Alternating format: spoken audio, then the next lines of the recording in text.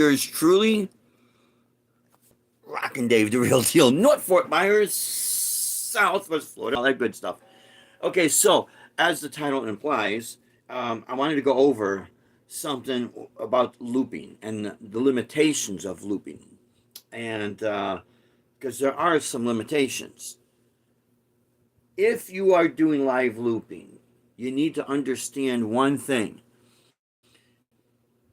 Depending on how complex your chord progression is, you're going to need to loop that entire progression to play over it. When you play over it, after you're done with recording and you hit the button again for play mode, your bass, your drums, if you're using drums, harmonies and all, is not going to magically appear. Only what you put into the loop. That's what's going to appear. So what I'm going to do is I'm going to demonstrate. I'm going to use the RC300 for this, for this demonstration, because it could be the same concept whether you're using the RC5, the Jamman stereo looper, or whatever looper pedal you're using out there. Okay, so what I'm going to do is see.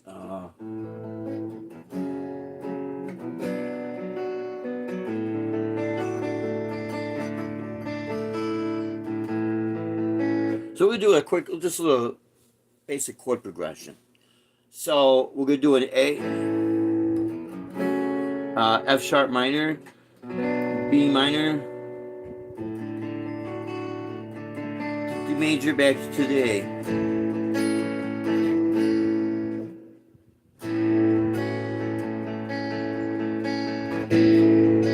Okay, now see what happened there. I actually hit it. So that's my fault there. So what I'm going to do is we're going to erase this. I could do 1 or 2. Yeah. Okay. So we'll just use our track. It doesn't matter, really. Okay.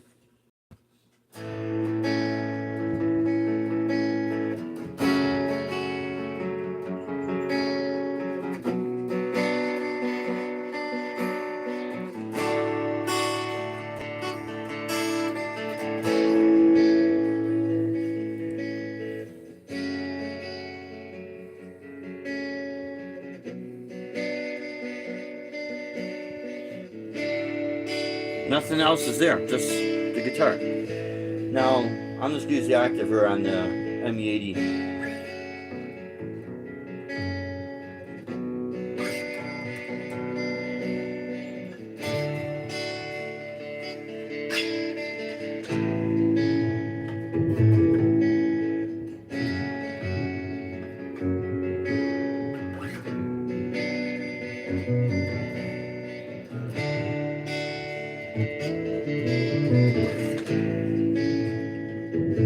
Now there's the bass. Now I'm just giving you this example of what you're going to be up against.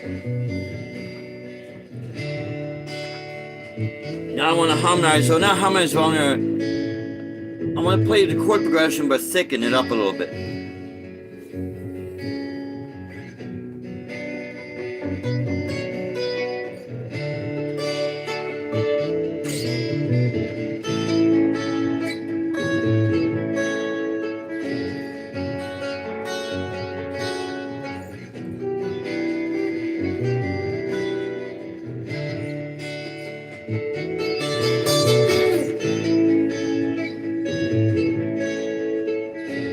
So do you see what's happening?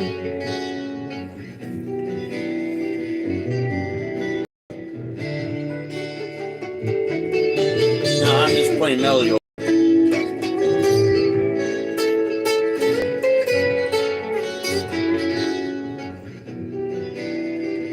Okay.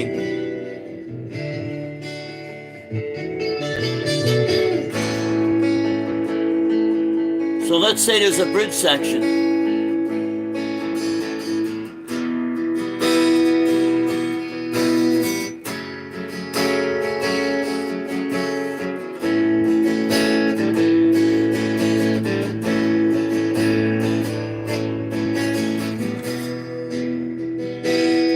E major, F sharp minor, and then there's A major.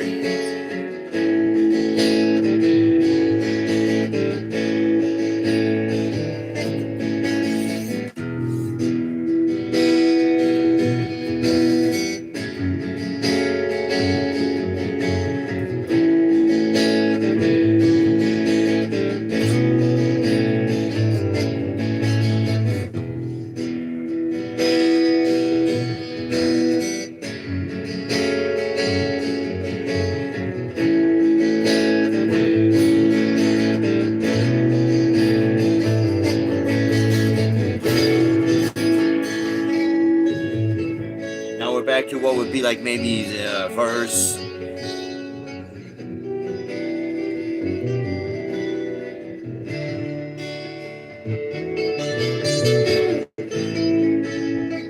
What I like about this pedal, I have it assigned to fade out the volume. The reason why I'm saying this, I'm just using this as a quick example here, is you need to understand that when you're looping, if you're going to be, if you're new to this, this is what you need to understand, that what you put in is what's going to come out. Now, if I did the rhythm guitar with drums, then the rhythm guitar with drums would be what would be coming out, and it would be only that section. So this is why sometimes, well, a lot of times I do, if I'm gonna use my tracks, I'll program it in there. I don't program it with computer. I just literally record it live right into the looping pedal and then save it. And you know, that could be a little bit time consuming, because let's say you have a piece of music that's 5 minutes long. Well, you're just looping guitar and drums, let's say. Well, that'll be 5 minutes. You know, that's with no mistakes. That's one take right there.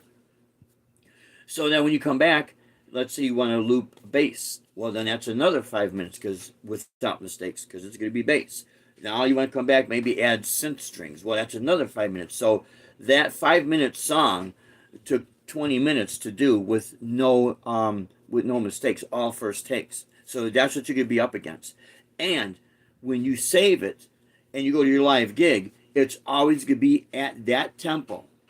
It's not going to alter. Like, so let's say when you're playing live, and if you have a particular song that you have recorded, but live you play it a little bit different.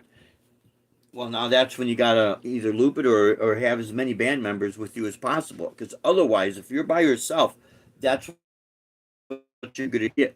The reason why I say this is there are some people, sometimes singers, they'll see that you could do what you could do with the pedals, but they don't understand that when you do that live, it's going to be different. It's only going to be whatever instrument you put into it. And when you're done doing your loop and you hit play, only that instrument's going to come out. Again, like I said, the harmonies, the bass, and the synth and keys, that's not going to come out. You have to input that in. And it's quite interesting how many people that they don't realize that until they start messing with these things. So that's what I mean. These things are not without its limitations. They are limited. Again, they're limited to what you could put into it. Now here, I'm going to do this. I'm going to show you some of the other stuff that I put in. Let's see. Let's get to some of the stuff here. Whether it's, you know, tracks that I pre-recorded, or let's just go into my originals here.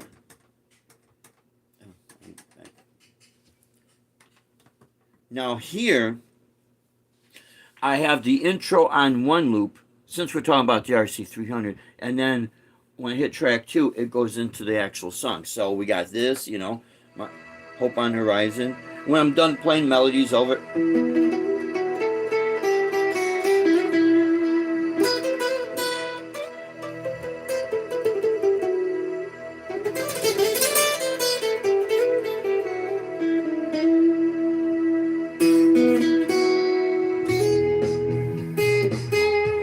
so see, I have it set that as soon as I hit track 2, that comes on. And it's the same chord progression looped. It's E major 7, D flat minor 7, A major 7, and B 7.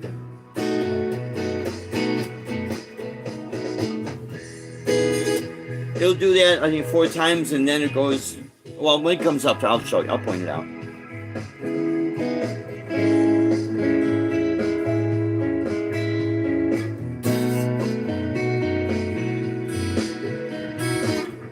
A major 7,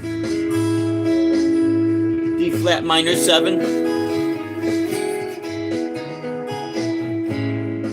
A major 7,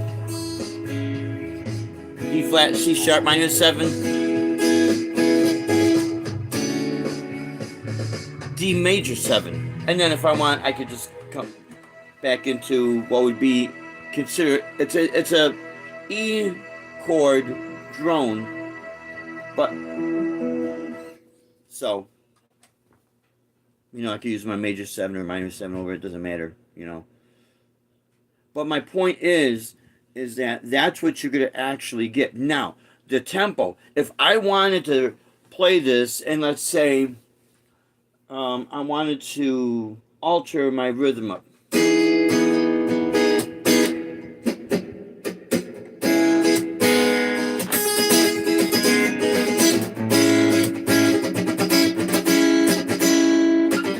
I'd have to do that live because that is set. That's not going to change. So I'm kind of restricted to that tempo, that chord progression played that way, which I don't mind because I'm always going to play to that. But my point is that if you're going to alter things, that's where things change. And sometimes people they don't understand. They think that these will change.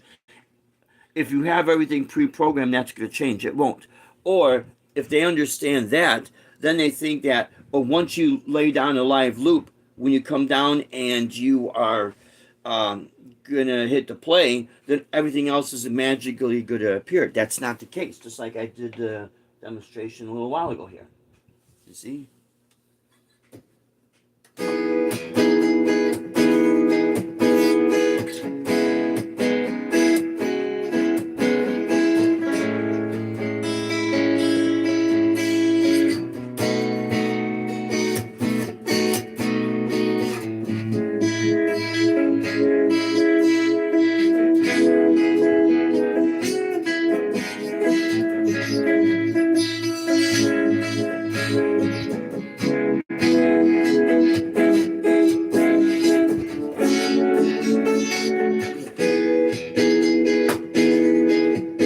That's what comes out. No bass, no drums, nothing. It's just that. For a lot of people who understand this, of course you know this, but there's a lot of people that they don't understand this, and they start spending money on stuff, and they don't realize, oh, wait a minute, I need to understand exactly how these things work.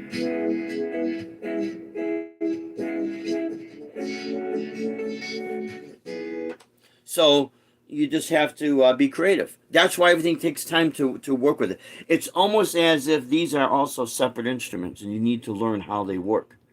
And once you understand that, it's going to be, a piece of cake. What I do like about looping, if you improvise, it's like you got this creative freedom.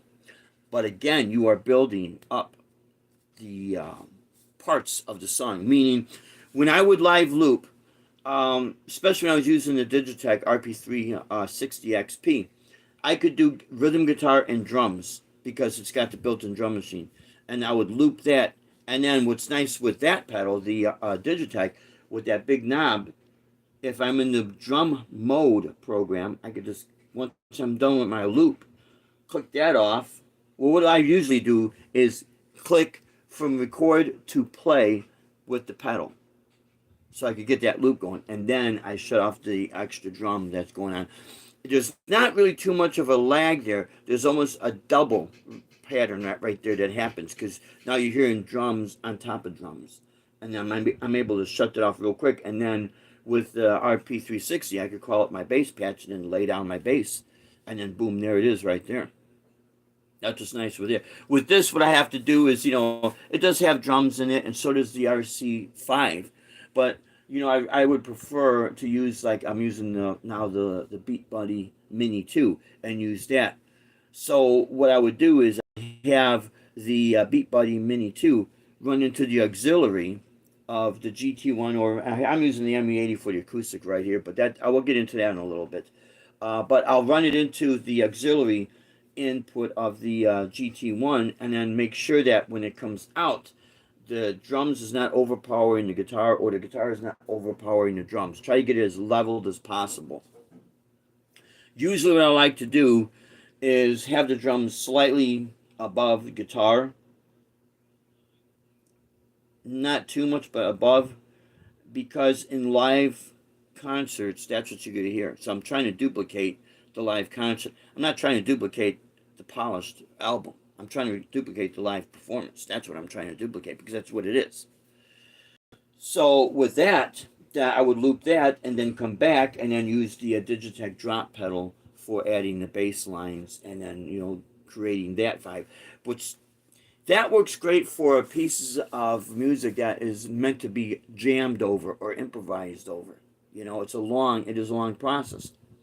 And the process will be longer the more chord changes you add in there. So what you need to understand is that, let's say you have a chord progression that is a 1-4-5 blues pattern. You got this going.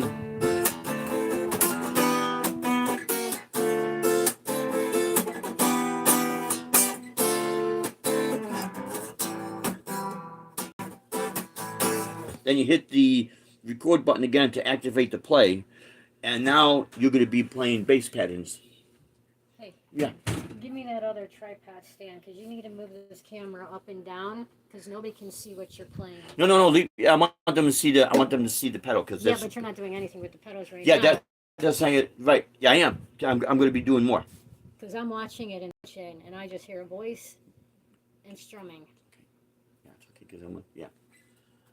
Because I'm add more. Because in this way you can bring this down for the pedals and then Yeah, but bring it doesn't come face. down all the way to see exact, because they need to see exactly what I'm doing, because I'm gonna be see, it doesn't, what it'll go down, it'll see this, it won't see that. I tried it already. Oh, that stinks. Yeah, exactly. Okay. So yeah, sorry about that, guys. We have a newer tripod that we're using, and it's this, and it does not tilt all the way down.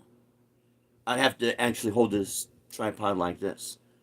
And the whole purpose of this is not to show me playing or anything, it's to show you how this really works.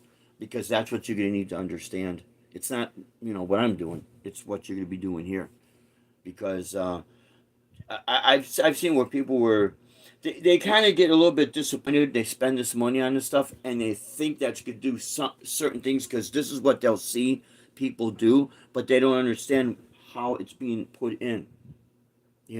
So that's what you need to understand, because the worst case scenario is you buy this, and for, let's say, your live gig you got coming up, and life gets busy, as we all know, so you don't have a whole bunch of time to really invest in the time to understand how this works, and then you wait at the gig, and then that's when you find out all these surprises, and then you get really disappointed because you're thinking, oh man, that one YouTube video I saw, man, I don't know how that guy did it.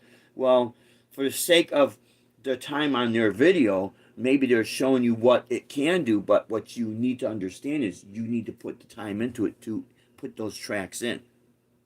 Or, like I said, for live looping, that's what it's going to take. It's not going to be instantaneously. So it's a great. These are great pedals. Don't get me wrong, but no matter what brand you use, there are going to be limitations. So let's say, for instance, I'm going to do another loop, and I want you to see this. Okay, let me grab this.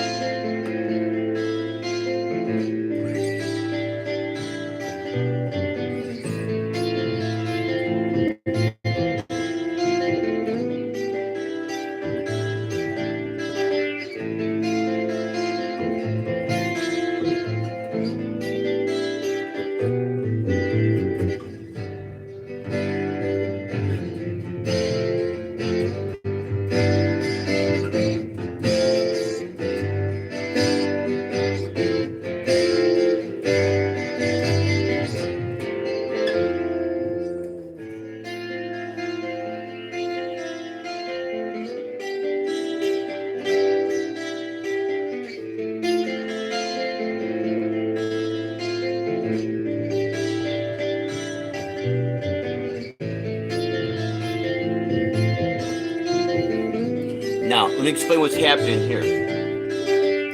With the RC300, I have the bass on a separate track, but it is following the loop. Because even though you have 3 separate tracks, it's still umbrellaed under one giant loop. The advantage of this is I could stop the bass. Now I'm just going to have guitar looping.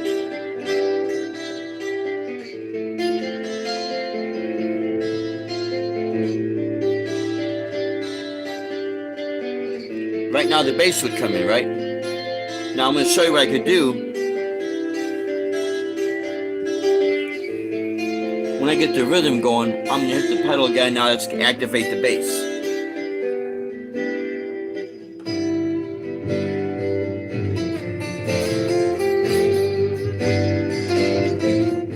I'm playing along with that, but anyways, the bass came in.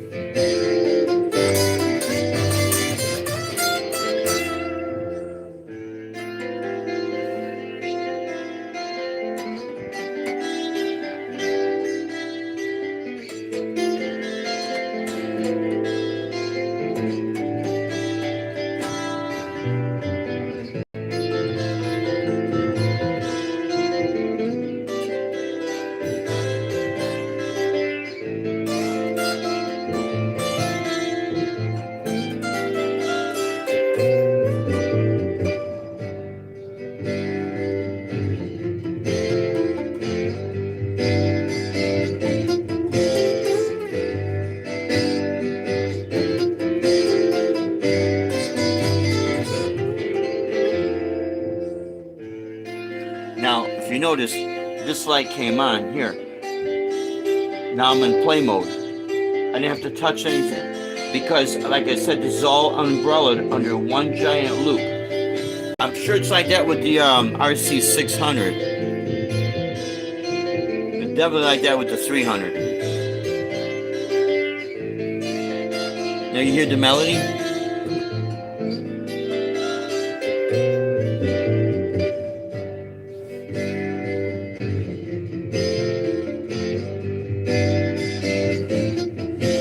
Now,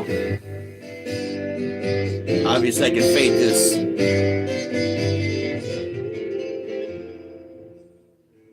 Now I have this programmed. I had to program my volume swell into what would be memory number 20. It doesn't come like that. You have to program it in. Now if I want all of them to stop without the volume, this switch right here, it'll stop all of them all at once. So that's what's really cool with the RC300. There is a lot that you can do with this. But see, again, you're at the mercy of what you're looping, and that's going to take time because even though we got everything in separate, tracks here, I still had to lay down the bass separately and then my melody separately. So let's say that little piece of music is, I don't know, maybe 30 seconds. 30 seconds turns into 60 seconds. Now it turns into 120 seconds. So these are the things you need to understand when you buy looping pedals. No matter how complex they are, it is not going to create everything. Now, I'm going to show you something here that, let's see. Where's a good, sorry about that, guys. All right, well, here. Now, even though this is all under one giant loop, when I do my, my three, my trios of like 70s songs, Foreigner. Okay, so that's gonna run its course, right? And we've all heard this, millions of times before, right? Now, I hit that and it'll jump up to there, the Journey song. Okay, so what has happened, how I had to do this, I had to take the longest song and play that and record that track. So if I'm not mistaken, let's just say this for making this easy to understand. Let's say the Journey song was the longest of the 3 songs. And I got the Foreigner song in track 1, I got the Journey song in track 2, and I got the Christopher Cross song in track 3. So what I had to do was record, and depending on how I want to lay down where my tracks, I want to go what song into what song. For me, this seems to work. I go from the Foreigner song into the Journey song, and then into the Christopher Cross song. So that's just why I have them, 1, 2, and 3. Doesn't matter which way you record the things, but what you need to understand is your longest song that you're going to record that one first. I just happened to put it in track 2. So now, when I record my Foreigner song, well, I'm not going to worry, because if the Journey song was shorter than the Foreigner song, I would not be able to get the Foreigner song all the way in. It would cut off. So this is what I mean. When you're gonna put your tracks into something like this is what you have to understand when you're using a looping pedal like this that has separate tracks umbrella under one loop. See, this is memory 7. So this is all one giant loop. So if I were to the Christopher Cross song, if that would have been the shorter song, and I record that one first, and then I go to record my Journey song, well, the Journey song will not be recorded all the way. It'll only run the duration of the Christopher Cross song, or whatever you put into it. So keep this in mind. So if you have a certain part that is the longest duration, I record that first. So here's another example. Let me do it. Okay, with no quarter. This is just one loop.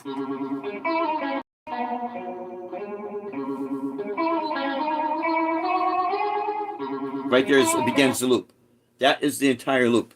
So it's literally this. I literally did this. Let me just get this. Let me get this.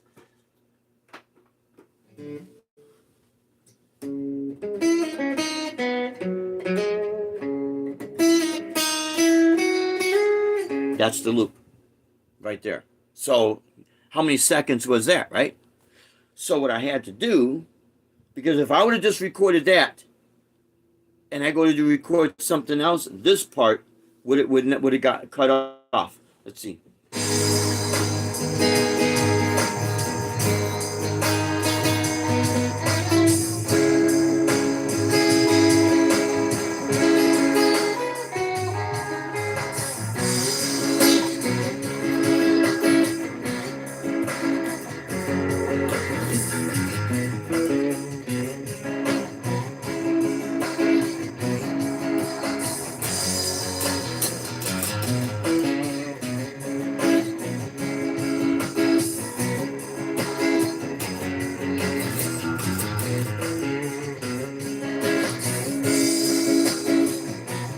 Did you see how long this loop is?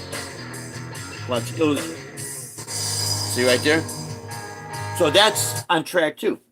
So out of all 3 of these, that's the longest one, because here's what I got on track 3.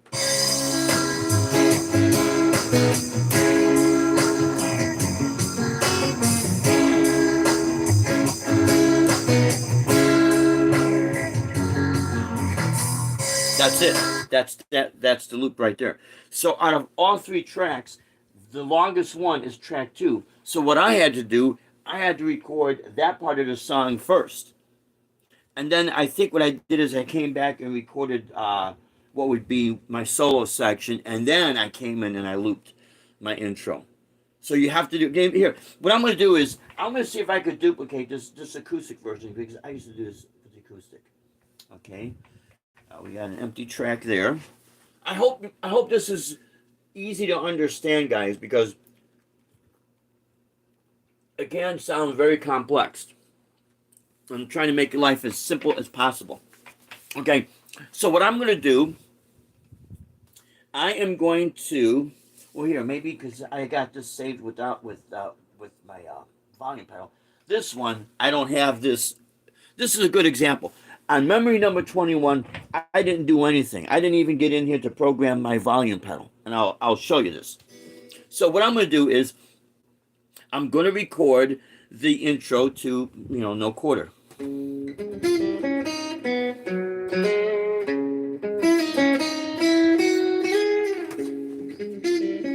though I made a mistake there. Sorry, guys. Now watch this.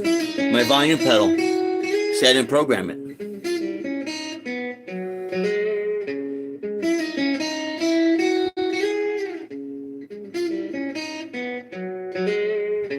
Now what I might have to do is this.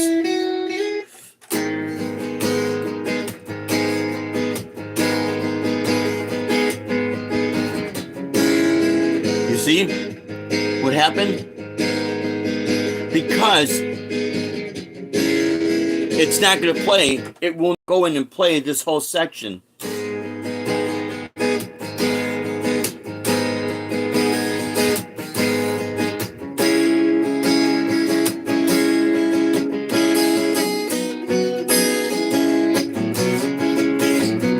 It will not do that because I'm at the mercy of my time that I recorded that loop.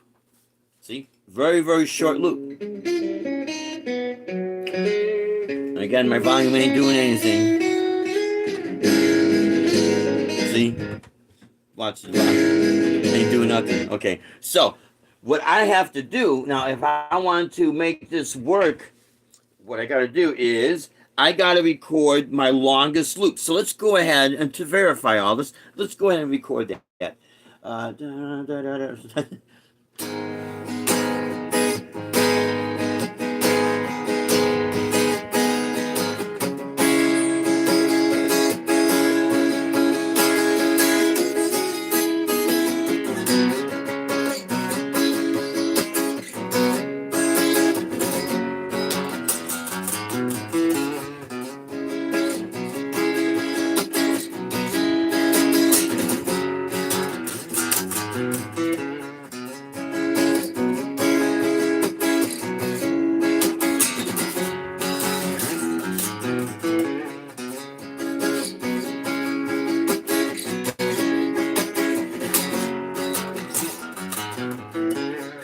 Okay, so now let's go ahead and we're going to replay that.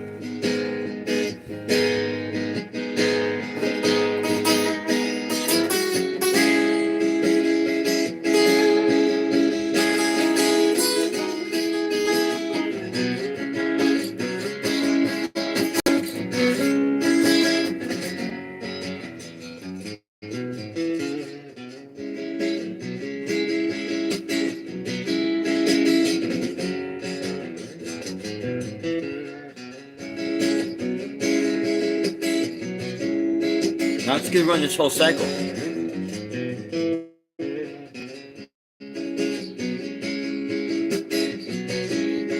Now, because this is how I have this song laid out, that's on number 2. My intro is going to be on number 1. Now my solo section is going to be on track number 3. So,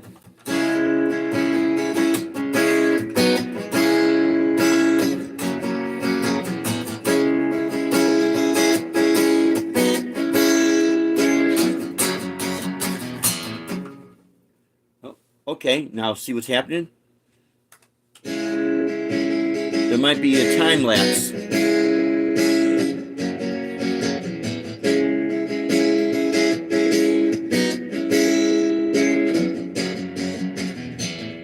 You see what happened? So I think what I had to do, which I'm not going to do this because I'm going to keep this empty. Some of these tracks empty for later things I'll be doing. But what I had to do is when I recorded my second track, when I recorded this part here, I saved it. And once I saved it, it was able to lock itself in. And then I was able to record that as this one loop. And it was able to just continue to loop.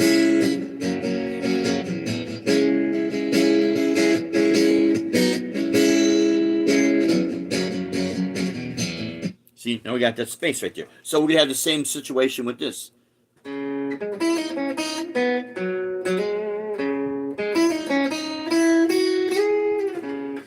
Now I'm supposed to have that playing. What happened? Because I didn't lock anything in. So you got to understand this.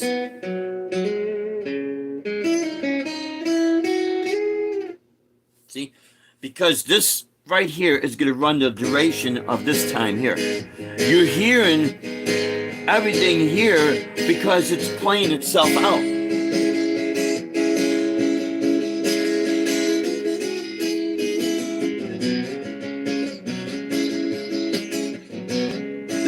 good example of what you're up against when you're live, when you're looping, okay?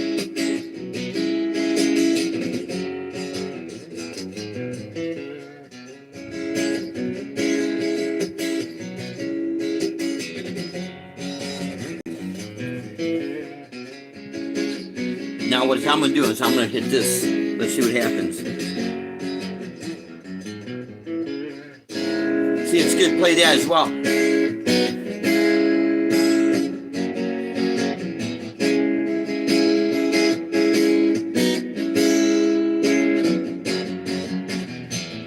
See, what it's supposed to be doing, it's supposed to be constantly looping.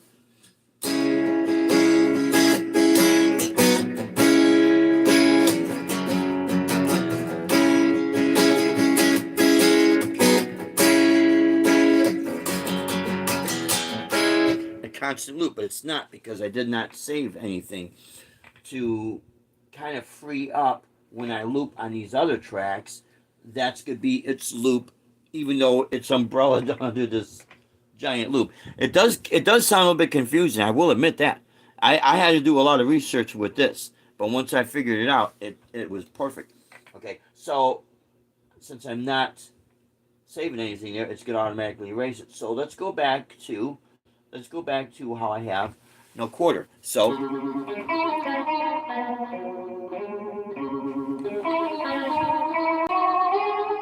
there's my loop.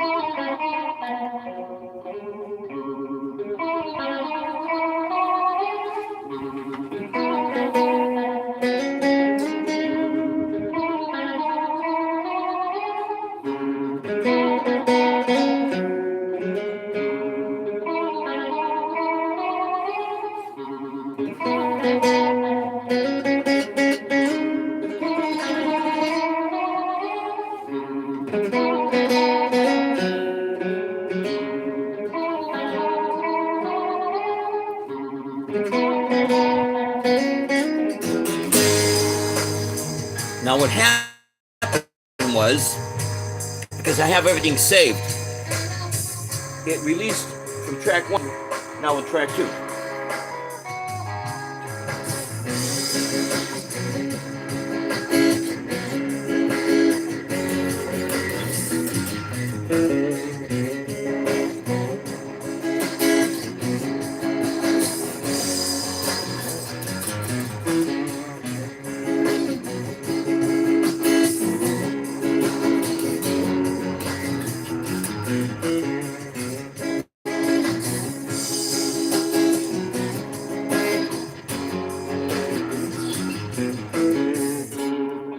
So this is why you'll see me when I'm by these pedals, I'm getting ready to hit, because otherwise it's going to continue to loop. Now I'm back to my intro. Would be my verse. Sounds just like Robert Plant, huh?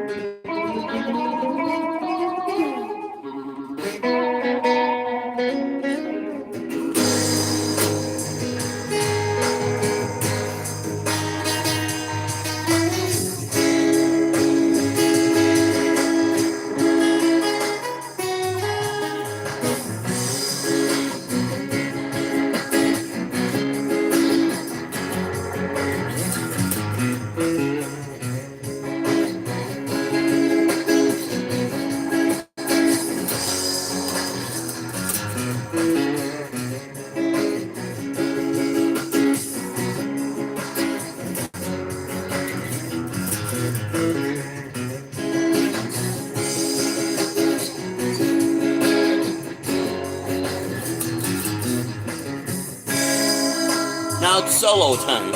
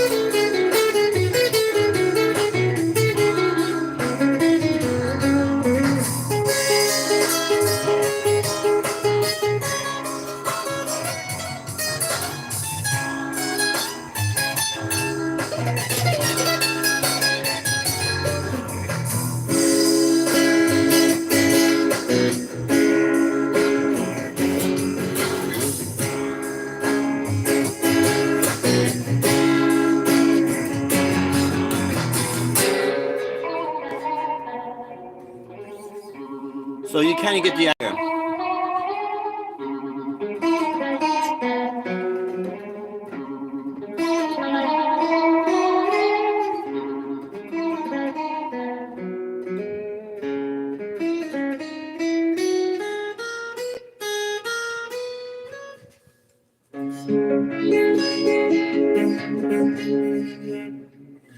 So that's what you're going to be up against with these looping pedals. Now, when I was using the Jam-Man stereo, what was nice with this is simply you have, um, you have your up and down loop. So this would be my loop, and then I hit it again. See, this is what I mean. Watch this.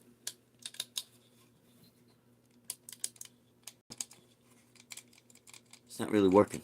So just be careful of these switches. I'll get into that in a moment. But when I was using this, I would have my loop, and of course I would save it. And then I was able to hit my loop up, and the screen would flash, and then it would jump to my next loop. It would jump into like the next section, and then when I did to the next section, it would do the same thing. I had to do a lot of this, foot tapping, doing that. I kind of do it here, but it does, everything is laid out real nice. Now, let me backtrack here and tell you about these metal switches. Be very, very careful of these.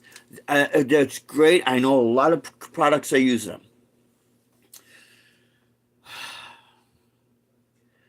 I love these pedals. We had like 5 of these things, but this is over the course of about 6 years. And that's how many gigs we used these pedals. I don't know how, if I would have added up. I mean, it was 365 days a year, and especially before hurricane and before lockdown, we were just like, it seemed like we were gigging every other day. 3 hours. That's just the gigging, let alone the recording and rehearsing. So how many times these were being used, these switches were being stepped on. And I would clean these, in between it. That's just got to be careful. But it would still get stuck. That's what happens. I'm not telling people what they should and shouldn't buy or anything. I'm just, and the manufacturers, I wish these manufacturers take the heed of the warning. They do what they want, and I understand they're in business to sell products. I'm not saying anything. But you take these pedals, the Helix, the Head Rush, the newer Boss, the RC600, the GT1000. I don't care what it is. The was it the IR200? These switches, even when you put those little plastic things over, that does help protect. I will say that should help protect. But these switches are so exposed, it isn't funny. And it's the little fine dust and sand and dirt, real fine, grains of it will get stuck in there. And watch and see what a pain. That's what happens with these. Now, when you have something like the Boss pedals, the switch is protected. Nothing's going to get inside there. That's what I like about these.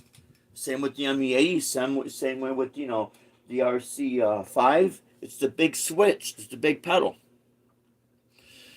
It might appear to be old school at first, but I'm going to tell you from a practical point of view, if you don't want to be spending money on the same gear, replacing gear constantly, then that's the way to go. finding something with foot switches that are actually where the contact is protective as much as possible, because this is a reality. I can't stress this as much as I don't know how much I try to stress this. It is a reality. Now, again, they'll even tell you, when we used to have manuals, when you buy stuff, there'd be the manual. You open up the manual, how to clean your product. It would have that in there. But now there isn't even any manuals now. Everything's online. So you have to be aware of that. And sure, dirt and dust could get in here, and I mean, it could happen. You still have to be careful. But if you're very careful, you're not going to get the dirt from the bottom of your shoe stuck in there. That's my point. Try to wipe your feet. You try to do everything you can, but it's not as exposed. So, it's just something you have to be aware of. You really do. Or if you spend a lot of money, I mean, even the fractal, those things sound amazing, But I think the fractal, I think it's their FM9 is something like almost $3,000, you know. And boy, does it sound great, because I heard it live right there when we were up in St. Pete Beach. The guy had one, and I was very much paying attention to that tone coming out of that pedal, very keened in on that. And that's one thing I noticed. It was sounding great. And I will be honest, when I played the Helix at Guitar Center, I was very impressed with its tone. I played that at the same time I played the Head Rush, which I was incredibly impressed with the Head Rush. Great pedal. And even the Boss GT1000 was, man, their amp sims are just, man, they're like almost spot on. They're great. But you don't think about it until after you go through situations where your little metal foot switches get, okay, they're not working, man. It's jammed. It's like it's jammed. I can't get it to unstick. And yeah, you could take it apart. You could do this, that, you're 100%, but not at your gig. You got a 3-hour gig. You're your first hour into play, and guess what? Hour and 10 minutes later, you go to hit something. Now it's not working. What are you going to do? You see what I mean? Then you try to bring backup stuff, but this stuff's expensive. So this is why, even like with that little GT1, the foot switch is protected. The contact is protected. Now, I seen this video with Tony McKenzie, and he took that GT1 apart, and he said some things. He goes, and he's right. Why didn't they put an on-off switch on that pedal? It's to save money. Okay, to turn the pedal on, you got to plug it in. It turns the pedal on. Okay, but when he took that pedal apart, he said he was very impressed with the guts that's inside that pedal.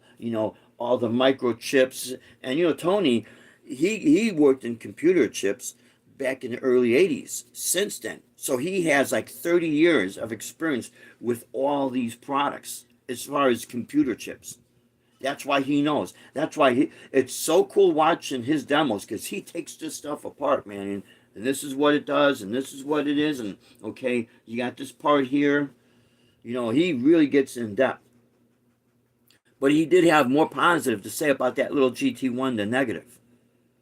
And since we have been using that over a year now, I have not had one issue with the overdrives and distortions running into the board and running into the our QSCs. The ME80, it's amp sim output, even though I have it set to the record out, whatever it would do, sometimes it would not work 100%, and I would hear, and I was always using distortion. When you use the distortion, I would hear this almost a clipping on the tweeter. And the QSCs are expensive. I started thinking, man, how long is this going to last before something happens? That is the reason why I replaced the ME80 with the GT1. Now, I know they have the new ME90, and the ME90 add more camp. See, the ME80 has preamps and amp sims, but it doesn't have the speaker cabinet. And that's what's I learned from the experience of having this, that's part of what helps buffer that distortion. You don't get that like hissy clipping sound. See, right here, I have this little white, see this white thing? If I want to run into direct to PA, I have to always keep this in. Now, Now, shifting gears from the looping pedal now to the ME80. I'm using the ME80 for the acoustic, and it does seem to be working pretty good. Now, and I have it set at an amp preamp, and that preamp on the ME80 does have all the way. Here, let me see if I could do this for you guys, because this, I'm going to go ahead and turn the light on, and then I am going to zoom in on this because you really do need to see this. The ME90, I think, is, man, I think they did a great job on that. That's awesome. But they did take something away. Now, I didn't do any further research. Maybe you can download something. But right out of the box, my friends, right out of the box. So here's the settings I'm using for my acoustic. Here's my preamp setting. The gain, try to have this, if you have this all the way down, the volume is real quiet. So I did have to bump this up a little bit. But still where it will not distort, okay? My bass is at like about, 1 o'clock. I have my mids cut all the way down because for the acoustic guitar, see, the Breed Love only has volume, low, and high. It does not have a mid-range control. So it makes it a little bit challenging to make it where it doesn't sound so boxy, So I really don't like that boxy sound. So when I run it through here, I just take my mids and I take them all the way down. My treble is at like 12 o'clock. I had to boost up my level high. And here I have a master level, and I have that pretty high. So I don't have to take my volume on my guitar all the way up. So that's why I have that set. But I want to show you something over here. Here is your amps, right? You have metal, you have stack, you have drive, you have lead, you have combo amp, you have crunch, you have tweed, clean, and over here, right there, it says AC. Now, I think I've seen a couple of videos where, I could be wrong, it might have been Anderton's, the Captain, and Chappers. Obviously, it was an older video because that's when this first came out. This came out like, what, 2012 or something like that? I don't know. But I thought I heard them say, oh, it almost will simulate like the Vox AC. But no, I think your combo is going to be the one that's going to duplicate the Vox. Where the tweed obviously is supposed to duplicate a Fender, and I think that's supposed to duplicate a Fender twin reverb. But then your clean would be like basically any combo. But I'm pretty sure that combo setting is for the Vox. But this AC, that doesn't stand for air conditioning either. What they did here is real similar to what they did on the Katanas. I'm pretty sure on the Katanas there is a setting called AC in case you want to run your acoustic guitar into it. That's what that's for. I know the PV Viper series had a setting for acoustic guitar. Not here. Your acoustic simulator is on your compressor setting. Let's get to on your preamp.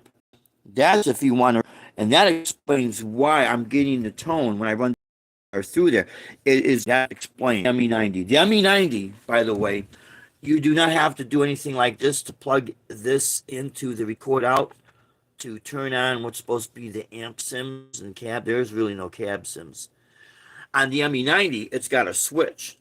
And I think when you activate that switch, not only I think what you're doing is you're activating the speaker cabinet sims. And so when you run it into a board, you should get a much better, cleaner sound with the distortion than with the ME80. And I think that's why one of the reasons why they upgraded the ME80 to the ME90. Because that makes sense, because when this came out, people were still not, the amp sims are not that, how can I say, they were not that popular, they were not really made that well. People were still running their stuff into the guitar amps. Now, I will say, this run into a guitar amp, it does sound great. We ran it into our Fender Sorry guys, the Hot Rod Deluxe George Benson model, and that's all tubes right there. And the combo with that, combination of that with the Tube Screamer or the Blues Driver in here, wow, unreal, man, totally unreal. Sounds great.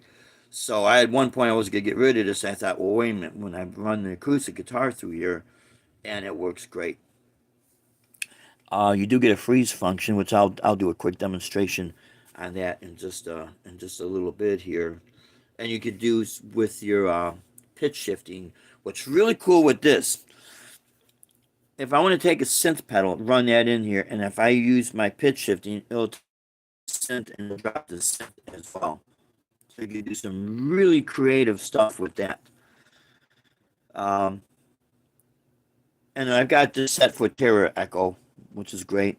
This, my modulation, I have it set for Univibe. EQ number 2 is a cylinder flex. You have phaser, you have a tremolo, you have a boost, which you could use as a boost for solos. You have a delay and you have a chorus. And then you'll also have EQ. I have it set for the chorus for the acoustic guitar. Now here's something interesting. On your compressor, Predator 1, you have all these options. I have it set for an octave. It's okay, but it's not like the OC5 or OC3. That's a, if there's people who are, whether you're playing acoustic or you're playing electric, what is really cool with the Boss OC3 or the new OC5, you could take that octave only down to the lowest string. So let's say you're playing an E minor chord in first position, and if anyone's ever used octave pedals, once you have the octave on, it's going to octave all of the strings, and when you play a chord, it doesn't sound too good. With the OC5, which is an upgrade version from the OC3, you could have just the low E string for that low octave. So when you hit that low E string, it's like there's a bass guitar with you, and then when you strum the other chords, it's a nice clean setting. Really, really cool. This also has a boost setting. Where is that? Oh, it says solo. Let's see if I can see that. See? Solo. That would be for your boost. However, you only, on your EQ, you have low, high, and level. So when you call for soloing, this activates the volume, that activates the high, that activates the low. You have no control over your mid-range. Here, when you have it set for a boost or EQ, you have a control over your mids. The secret that I found out that works for me and works for other people as well is when you are cutting through the mix and you're going to play a guitar solo, and especially if you're playing fast notes, 16th notes and 32nd notes and all that. If you always have a lot of gain on it, it doesn't, it's like you cannot hear the notes because it's masked with all this gain. When you boost your mids, it cleans it up and it cuts right through. So, and I found this out by accident way back in the 1980s. Was it 84, I think it was, or 85? Um, I had a PV Special 130. It was even 83. Anyways, I had a PV Special 130, and I bought a Boss 7-band EQ pedal, and I, by mistake, I meant to boost my level, and I forgot to boost my level, so when I would do a solo and hit the pedal, my volume would be louder. I forgot to boost that, and for whatever reason, I think my foot hit the little sliders that's on the EQ, on the graphic EQ, but I actually hit like the mid-range, not realizing that. And when I hit the pedal, I noticed a different tone. It was not necessarily louder, but what it was clear, and it was just cutting right through. And, you know, as I'm shredding away, I could hear every note I'm playing super fast, but real clean. And it was like, whoa, what did I just do? You know, I almost had to stare at the pedal for a while to figure this out. And when I did, I'm like, oh crap, that is the secret to when you're soloing. You know, you could boost the level a little bit, but when you boost the mids, it's not this weird volume jump. It's just a naturally loud. It's almost as if when you're in the recording studio and you dub in a guitar solo, the guitar solo is going to be EQ different than your rhythm solo. It's because that's basically what you're doing, and it worked perfect. So that's what's really cool with this type of setup. Or you could do this with any of the other pedals that's out there. Whatever your solo channel you're going to use it for, boost your mids, and just try it. If it's something that's not for you, don't worry. Um, what is cool that now this does not do this. You cannot run this on batteries, and people have asked me, "What is your obsession with stuff on batteries?" Okay, so let me explain this. Let me move this stuff around here. Um, right there, that's the Roland BA330. I forget how many watts it is. They say it was supposed to be 300 watts. It's that was a misprint. We bought this at Best Buy Music back in Naperville, Illinois, when Best Buy had a music section. They would sell Gibson, Korg, Roland. It was so bizarre to see, man. But we bought it, and we would use this. This will run eight. No, what is it? 11 hours on 8 AA batteries, and we were in situations where this thing worked perfect. That, as well as that. That's what I got this ran into, the KC Stereo 110. It's really a keyboard amp, but because you have those tweeters, it works with acoustic. They're like mini PA systems. With this, if you could see, there's tweeters in there, and then you got two 6-inch and speakers in two 6-inch, and that's stereo as well. That's one side, that's the other. Whereas this, that's one side, and that's one side, and that's like your bass port. So that'll run on AA batteries. That'll run on AA batteries.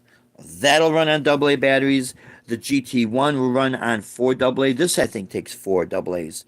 I also have the ME70 and the 50. But it's the same situation with the preamps, And I never realized that until I started to experience it. It's like, well, I already bought this stuff now. It's too late to return it. It passed its return. They give you like 45 days. Well, I was like day 55, maybe day 60, and I started noticing it takes a little while for this to take place, too. How convenient is that, right? But the thing is with running stuff on batteries, I know the RC5 looper will run on battery 9 volt, and so will the SY1 synth will run on a battery. We still have our Carvin. I forget the name of the. It's a portable PA. It runs on a special battery. Okay, so that battery, and it sounds great. Carvin products have always been great. Battery. Now, we were doing this wedding gig in, I believe it was St. Louis. Fortunate, very blessed. That was cool. But they have us in areas where there is no power. Okay, so thank God we had the Roland.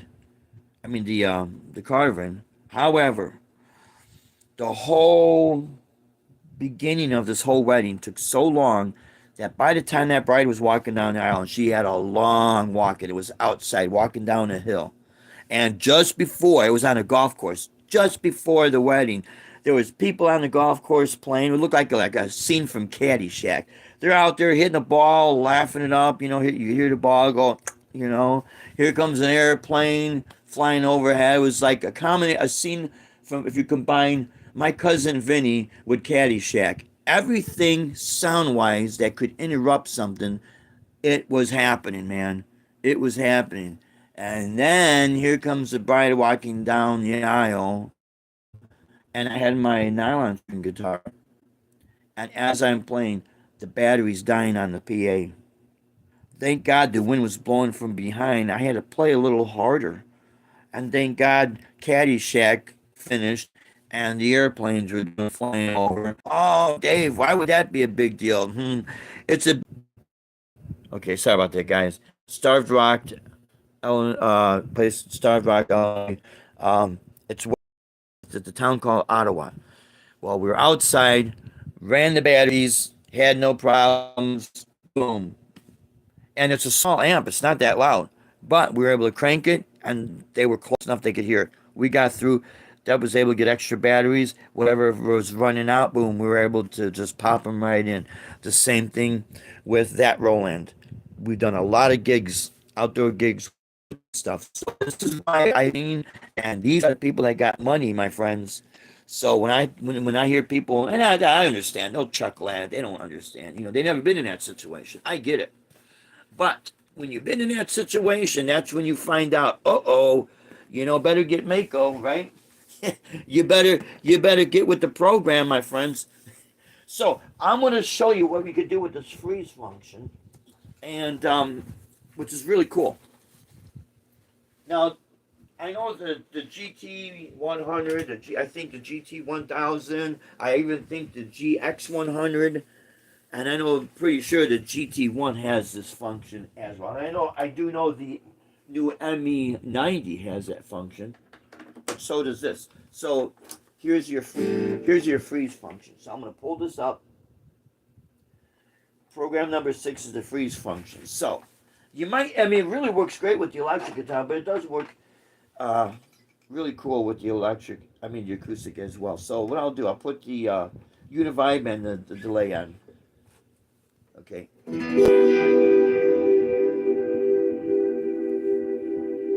There's my freeze function.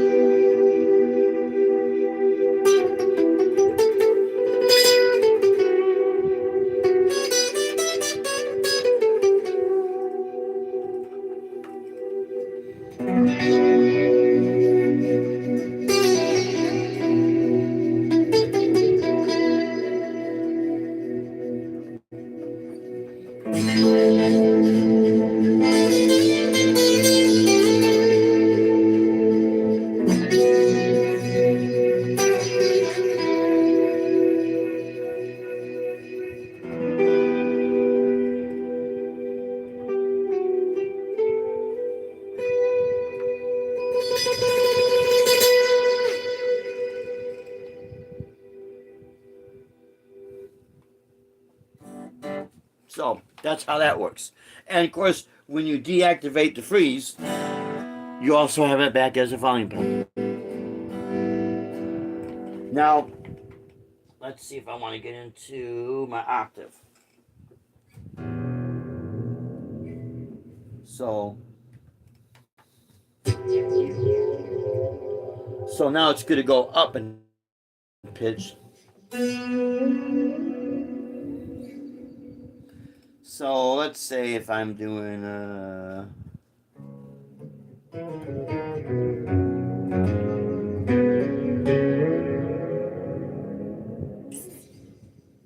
okay, yeah, it'll go octave up, where this will do there we go. This will go octave up. The other one will do octave down. Let's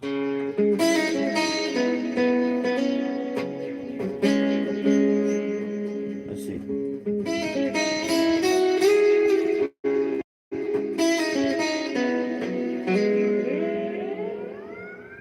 And you have to time everything how you want anything to have that glide.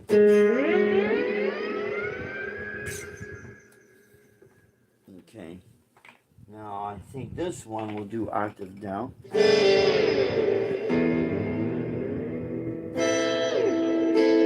Yeah, so that's like, I think this is what octave 2, octave plus, and this is octave plus 2. Yeah, this is octave plus 2, it's octave plus 1. But the freeze function is pretty cool. It really is. So this did turn out to work pretty good with the acoustic, and which I'm glad, because we yesterday we were at a rehearsal in a town called Lake Worth, which is across Florida. So we're on the Miami side. between Miami and a town called Boca Raton. And well, the lady that she her manager contacted us uh, and wants to have us do some performances with her. And we went over and heard their music and that. And she's got a beautiful voice. Oh my God, could she sing? You know what I mean? You know, when a person hits those notes real smooth and real high and everything's just emotional, it's like, oh my God, yeah, this is great. And so we were over there, and basically I'm gonna be using the ME80 because I guess what I'm gonna use the ME80, the Roland GR55 guitar synth, the Breedlove acoustic, and of course my looping pedal because it looks like I'll be playing before I play with her. So I'll be doing a small set, maybe I don't know, 15 minutes, 20 minutes, whatever. So the kind of mood this is gonna be very ambient sounding, um, and this just happens to work perfect for it. And then during the rehearsals with her, I went over her song. She just released a new album. Right now, I can't, without her permission, I can't really sing, you know. But I'm just gonna go ahead and just, let people know that yeah, we'll be doing this performance. I seriously doubt we'll be able to record it because we need the permission. So it's not really our event; it's a different event. And if I am able to record, it might only be able to be my performance. And even if I'm not be able to do that, what I'll do later on, either I'll do a live stream or I'll just record it into the Zoom Q8 camera and post that up. A kind of a rough rundown what I was playing. And maybe I'll just do that here in the studio. But again, if I can do that, I will. But, we need the permission. Her music is fantastic, man. And she totally understood the difference between with playing tracks and playing live with musicians. There is a definitely different tempo you're gonna play to because now you're live. You're reacting to the room and you're also reacting to the feedback from the audience. And 9 times out of 10, when you're in that situation, you're gonna speed things up because you're excited. You know what I mean? Everything's gonna be a little amped up a little bit. So when you're gonna play the tracks and you're at a live setting and it's like high energy, but maybe the tracks are a little bit below the high energy, a little bit, just a little bit. You gotta understand how to control yourself to play to the timing of your pre-recorded tracks and try to make that whole performance at that tempo as exciting as if you speed things up. And some people don't get this until if you do a side by side comparison to a studio version of a song versus a live version of a song, especially in the old days. Perfect example, actually a really good example of that is if you listen to Aerosmith's live bootleg, back in the 70s. I had that album. And if you take Sweet Emotion and Walk This Way from the live bootleg and you compare it to the studio versions, chances are, if you heard the live version first, you go, man, I like the live version better than the studio version because it's amped up. And even Steven Tyler in the footnotes just say, it's a little bit different than the studio, but that's live. Same way with you when you listen to Deep Purple's Made in Japan. All those songs are definitely amped up because it's alive. You're getting a reaction from the crowd. So of course as a performer it's gonna slightly affect you a little bit in a positive way because you're fun. It's a lot of fun. However, when you're playing two tracks, you are limited to those tempos. And this girl, she 100% nailed it. So I was like, okay, yeah, she totally understands. So yeah, we got right now. It looks like we got two perform. Definitely, we got one performance, two performance. There might be a third one, but we'll have to see. But it's interesting how they get on, and I guess she got on our YouTube channel, and they were gonna looking for other guitar players to do these shows because they're originally from Texas. Um, Her manager is still in Texas, and the lady that we're doing work with, she's over on the other side of Florida, in the Boca Raton, Miami side, east side, and we're gonna do the performance in Marco Island, Naperville. So it's our that's on our side. Um, so we're really excited about that, and working with her music. And you know, I gotta admit something. When I see the cover bands and when they're really into what they're doing, they're authentic because they love what they're doing. And she 100% nailed it. This woman I'm working with, this vocalist. You know, if your heart's not into it, it's not going to come across authentic. If you want to be authentic, your heart has to be in there. Nothing else, none of this is going to replace. Number one, what has to come first is your heart into it, and then it's gonna come out when you play, and then everything else is secondary. Whatever you're using, that's all secondary. That's not. It'll inspire you, no doubt about it. But if you are not inspired enough to come out and look into and buy your gear that you're gonna want to buy to do these things, then it's not gonna happen. It's not gonna help you. You have to have that from within. And this is why when people sometimes will say, well, your tone doesn't come from your hands, and you know what? A lot of it does. Everything is going to be here with mechanics. I understand that. You're 100% correct. Your amps, your pedals, yes, pickups, all that. But how you hit those strings is going to dictate what's going to be sent into all this stuff. So that's really where it's going to start. And that's what that is really meant. That statement when people say your tone comes from your fingers, from your hands. Because that's where it's going to start. Because that's what's hitting those strings, is you. And of course your string gauge and all that other stuff. But what I was going to say with the cover bands, you know, it's fun and that, but when people ask me, and the reason why I'm saying this is because I had so many times people tell me, oh no, you got to play in the cover band. No, you don't. You have to do what your heart tells you, because I'm gonna tell you there is a different world out there, and if you start recording for background music for YouTube videos or commercials or anything like that, you're gonna have to know how to write your own music, because they are not gonna hire you if you're doing a cover. Because they don't get the permission. And if they're going to do that, they're going to contact the original artist and get the original anyway. So just keep those things in mind. Um, but if you do like playing in cover bands and if that's your passion, then you do what your passion is, and it's going to reflect, because it is fun. I'm not trying to say one's better than the other, but I just want to give people a heads up. Start doing recordings, and you're going to work for, let's say, again, doing recordings for YouTube videos or recordings for companies. They want to hire, they need background music, they need someone to do. You got to have your own music. They will not hire you if you're doing covers. I'll tell you that right now.